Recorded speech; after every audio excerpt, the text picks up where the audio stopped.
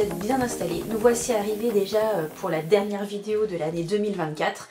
Bien entendu, on se retrouve la semaine prochaine où on aura basculé en 2025, où là je vous ferai donc mon bilan livresque de l'année 2024 et je vous donnerai aussi quelques-uns de mes objectifs pour 2025.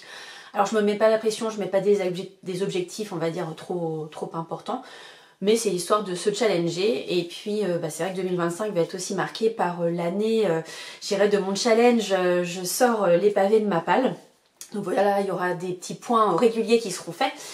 En attendant, j'espère que vous avez passé un très bon Noël, que vous avez été gâtés. Peut-être que certains parmi vous ont reçu des livres.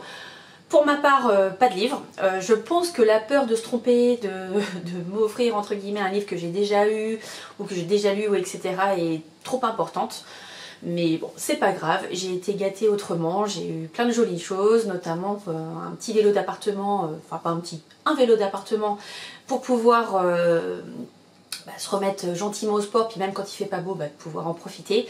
Et surtout le petit point intéressant, c'est que je peux mettre soit mon téléphone si je regarde une vidéo, ou je peux mettre aussi ma liseuse. Comme ça, on peut joindre l'utile à l'agréable, c'est-à-dire que je pourrais lire en même temps que je fais du sport. Et donc ça, je prends, c'est plutôt pas mal. Donc voilà, j'espère en tout cas que vous avez été bien gâtés. Moi je vous retrouve donc pour cette vidéo où je vais vous parler donc d'une réception et de 4 avis lecture.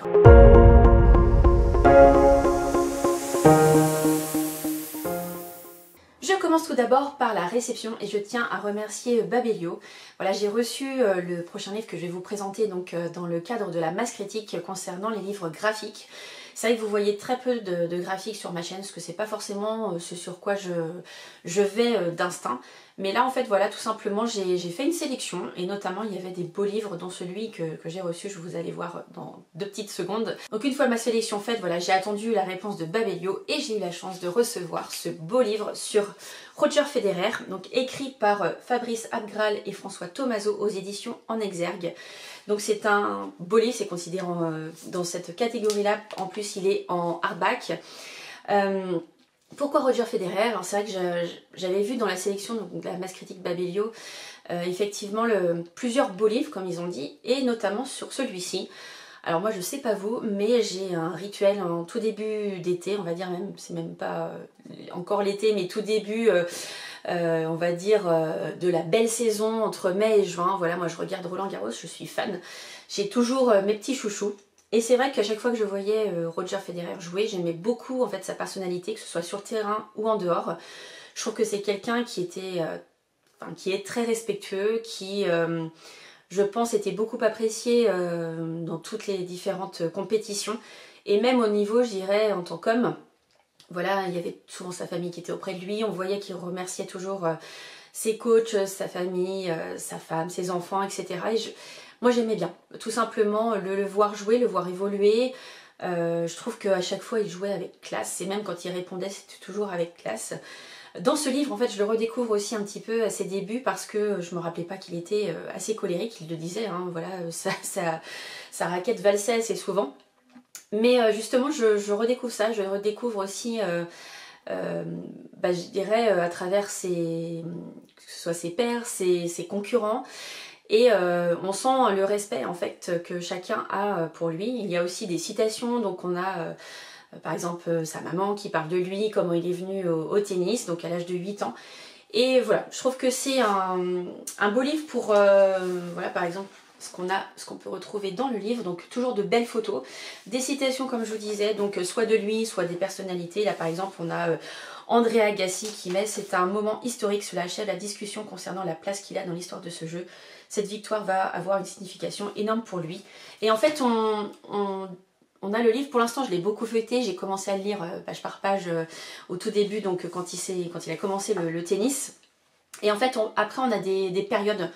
Donc par exemple de telle date à telle date, etc. avec toujours des magnifiques photos. Là voilà, on voit 2014, etc. Et à la fin, ce qui est chouette, voilà, on a Roger Federer en chiffres et on a aussi son palmarès qui est assez impressionnant. Donc voilà, donc moi j'adorais le voir jouer, donc un beau joueur. Et voilà, c'était quelqu'un que j'admirais en tout cas notamment sur Roland-Garros, mais j'ai hâte de continuer en fait ma découverte parce que je suppose que je vais en savoir un petit peu plus parce que moi c'est vrai que je le voyais un petit peu comme ça de loin. Mais voilà, ce livre va me permettre de me replonger dans son histoire et puis son parcours et puis de voir effectivement, c'est vrai que juste derrière c'est marqué « Joue avec respect, gagne avec grâce » et je trouve que ça le résume tout à fait. Je vais redécouvrir donc à travers ce beau livre et je voulais remercier une nouvelle fois donc Babelio et les éditions En Exergue pour l'envoi de ce magnifique livre sur Roger Federer.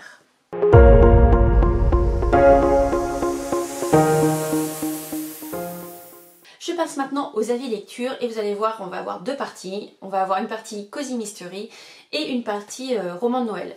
Je vais commencer par les romans de Noël parce que ça y est maintenant, Noël vient de s'achever. Peut-être que vous allez continuer encore les festivités pendant les vacances. Mais voilà, en tout cas, on a dépassé maintenant le 25 décembre. Et donc j'avais lu deux romans de Noël. Le premier c'était en auto-édition. C'était Joyeux Noël à Manhattan de Carole Vidal et le second c'était La douce magie de Noël de Clarisse Sabar. Le premier, donc Joyeux Noël à Manhattan, je l'ai reçu dans le cadre du partenariat avec l'agence de Julie que je remercie une nouvelle fois. J'ai passé un très bon moment, alors c'est vrai que New York j'ai eu la chance d'y aller et je me dis qu'un Noël à Manhattan ça doit être assez impressionnant. Et là avec les personnages qu'on va avoir, on va tout d'abord rencontrer Guillaume. Guillaume est un chef pâtissier qui a une certaine renommée et enfin il a eu un poste, le poste qu'il voulait, donc justement à New York dans un très belle brasserie très cotée. Il va avoir son premier poste, je dirais, de chef pâtissier et donc il est installé depuis quelques mois, ça va être son premier Noël à Manhattan, donc vraiment je dirais qu'il croque la vie à pleines dents si j'ose dire.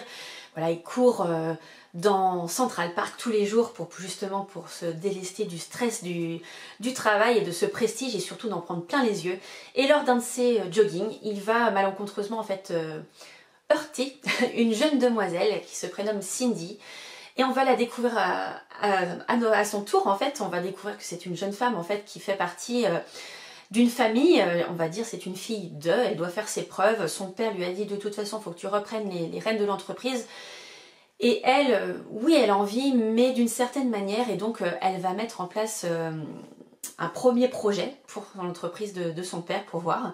Et donc elle va faire appel à Alison qui est décoratrice et en fait on va avoir tout le début de l'histoire de ce livre où on va découvrir plusieurs personnages qui forcément, vous le savez, vous avez pu le comprendre, vont avoir un lien avec chacun. Et vous allez voir, il va y avoir, je dirais, entre 8 et 10 personnes qui sont vraiment les personnages principaux. Et vous allez voir justement leurs liens. La boucle va être bouclée, mais on passe un très bon moment. On va voir qu'aussi à plus de 60 ans, on peut retrouver l'amour, on peut aussi être fier de ses enfants quand ils réalisent quelque chose. On a vraiment tout plein, je dirais aussi, de bons sentiments, donc un très joli moment passé à Noël, surtout en plus dans la ville de New York. On a quelques petites descriptions qui sont assez sympas. Moi c'est vrai que je l'ai vu, j'étais plutôt au printemps, j'étais au mois de mai à New York, donc c'est carrément différent. Et là je me suis dit, ça m'a donné envie, je me suis dit, j'aimerais bien moi aussi chausser mes baskets, aller à Central Park et puis voilà, redécouvrir, je dirais, le parc en version hiver. Et puis voir la magie, justement, cette magie de Noël, je pense que ça doit être assez énorme. Déjà que c'est je dirais une ville assez énorme. Là, le fait d'avoir les décorations de Noël, etc., ça doit être assez impressionnant. Enfin voilà. En tout cas, moi je vous conseille, si vous voulez, même il est encore temps, on est encore en plein hiver, donc si vous voulez passer un bon moment à Manhattan, donc avec tous ces personnages, que ce soit Guillaume, Cindy, Alison, Toba, etc., n'hésitez pas en fait à ouvrir ce livre, donc Joyeux Noël à Manhattan de Carole Vidal, et puis de vous laisser porter. Franchement, vous allez le dévorer. Vous allez avoir aussi l'impression d'être, je dirais, dans un bon téléfilm. Donc prenez bien un bon petit chocolat chaud avec des petites guimauves dessus, et puis là vous serez au top. En tout cas, voilà, un très bon moment, et vous allez voir, tous ces personnages vont en fait vous faire découvrir ce moment magique à New York.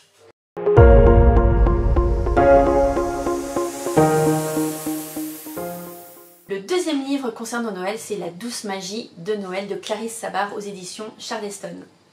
Je suis retournée pour la 5e fois au village de Vano et comme vous le savez, parce que je vous ai parlé du 4e tome le mois dernier, c'était Sous un ciel étoilé, on va retrouver à chaque fois en fait un personnage qui va être mis en avant sur chacune des histoires. Et là on va avoir donc l'histoire d'Emeline.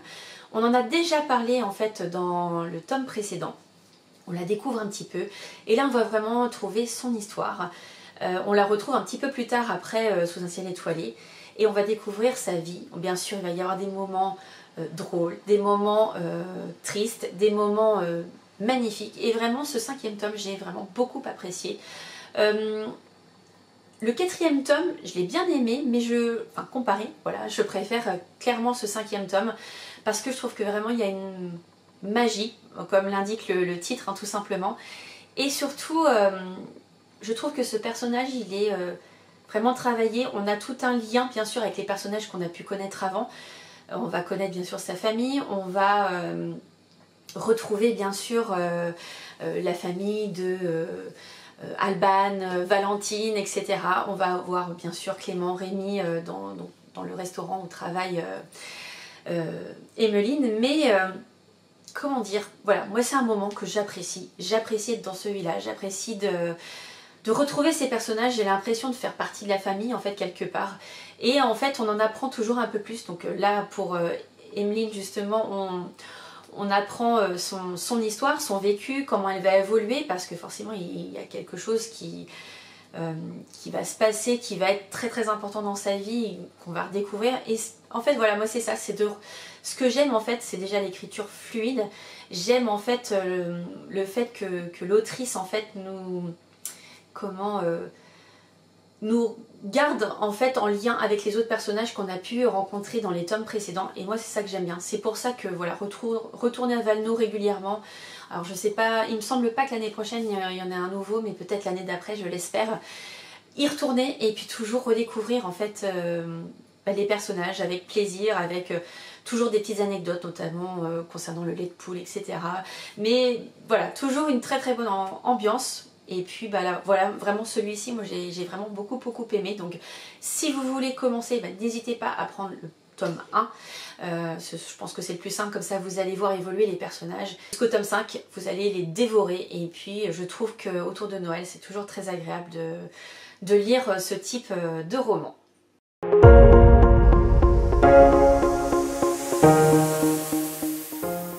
Maintenant, on va passer au Cozy Mystery et j'en ai deux à vous présenter. La première, c'est La funeste farandole du rat de feu, qui est un tome 3 dans les enquêtes de Chatton Green, écrit par Marie Le Rouge, que j'ai également reçu donc en service presse grâce à l'agence de Julie. Effectivement, c'est un tome 3, mais pas de panique, l'autrice a fait ce qu'il fallait pour vous présenter les personnages à la fin du livre. Et même au tout début, on va avoir des présentations avec les liens de chacun. Donc ça c'est plutôt pas mal, ça met dans le contexte. Et ici en fait, on voit qu'il y a un grand concours d'art floral qui va être organisé par une association où on sent qu'il y a des petites tensions entre les différents membres, entre les présidents, etc. Et donc ce concours est en préparation, va avoir lieu et au tout début justement de ce fameux concours, il va y avoir la découverte d'un cadavre. Donc forcément il va y avoir une enquête qui va être menée par Peter Bentley qui est donc je dirais l'inspecteur en chef et qui va être aussi avec son sergent à ses côtés pour justement démêler le vrai du faux de l'enquête. Et surtout cette personne, la personne qui est décédée, était assez controversée avec un caractère on va dire bien trempé. Et c'est pas forcément ce caractère qui va être mis en avant lors de l'enquête, mais surtout le passé de cette personne, et on va en savoir un peu plus. Vous allez aussi voyager à Bruxelles, et vous allez aussi avoir une petite surprise, je dirais, en plus, parce que non seulement on a l'enquête donc sur le cadavre retrouvé, et aussi on a une petite surprise en plus sur un trafic. Mais voilà, je n'en dis pas plus parce que c'est un Cozy Mystery. On passe un très très bon moment, vous allez voir, vous allez vous laisser aller, vous allez aussi découvrir les personnages, bien sûr ce qu'ils pensent. Toujours dans un Cozy Mystery, on va suivre les personnages et leur vie, notamment Peter avec son fils. On va savoir voilà qu'il a perdu malheureusement sa femme, comment il éduque son fils, parce que voilà, entre les enquêtes et sa vie de famille, bah, faut qu'il soit sur les deux fronts. Et puis aussi, je dirais, les personnes, notamment les femmes qui gravitent autour de lui. Et on sent que voilà, il y a des petites préférences, etc. Mais je pense qu'on va en savoir plus en tout cas dans le tome 4 qui sort, je ne sais pas encore parce que je ne peux pas vous le dire, mais voilà, je dirais la fin du livre emmène à découvrir et on a hâte déjà de découvrir en tout cas le tome 4. En tout cas, merci une nouvelle fois Julie pour cette découverte et merci à l'autrice pour ce Cozy Mystery qui était tout à fait agréable et so british.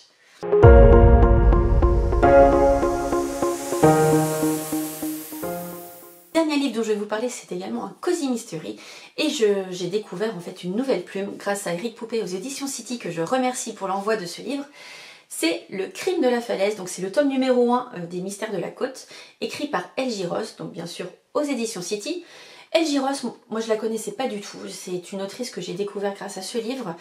Et il se trouve qu'elle a écrit plus d'une vingtaine de romans, donc voilà, il était temps que je la découvre. Et donc je la découvre avec ce Cozy Mystery. Alors je pense que le fil rouge entre guillemets, ça va être le lieu, mais pas forcément les personnages. Pourquoi? Parce qu'en fait ici, on va suivre Gabrielle. Donc Gabrielle travaillait avant dans une maison d'édition, une grande maison d'édition à Londres. Elle travaillait avec son chéri, qui avait aussi également une très très bonne place. Et à cause d'une agression, elle va en fait développer des tocs et puis surtout des peurs. Son petit ami gentiment l'a larguée et donc elle va décider de se reconstruire en répondant à une offre d'emploi, c'est-à-dire qu'elle postule pour diriger un salon de thé.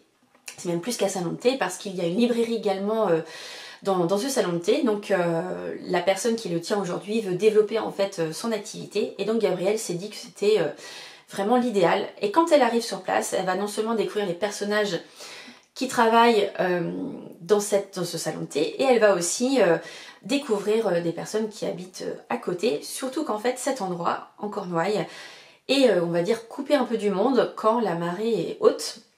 Donc elle se dit pourquoi pas, ça peut être intéressant pour se rencontrer, etc.